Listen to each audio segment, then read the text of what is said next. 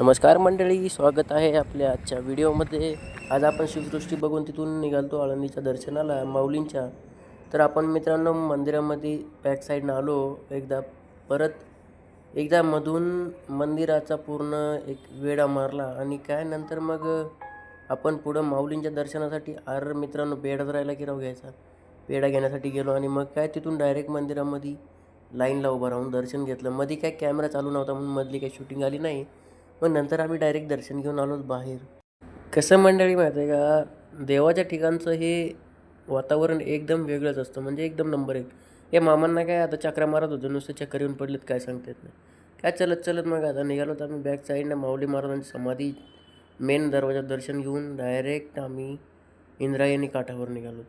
इथं पेढा वगैरे मग तुळशी आमचे एक फॉलोअर्स भेटले इथं, त्यांना थोडं बोललो होतं आणि काय पुढं निघालो मग डायरेक्ट इंद्रायणी काठावर.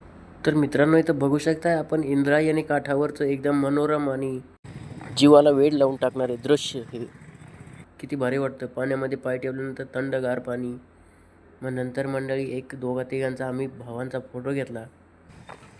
मग काय मंडळी आम्ही इकडं तिकडं जरा फिरलो नदीच्या काठाला, एकदम मजा केली थोडी आणि मग काय कडीकडीने निघालोत आम्ही वापस.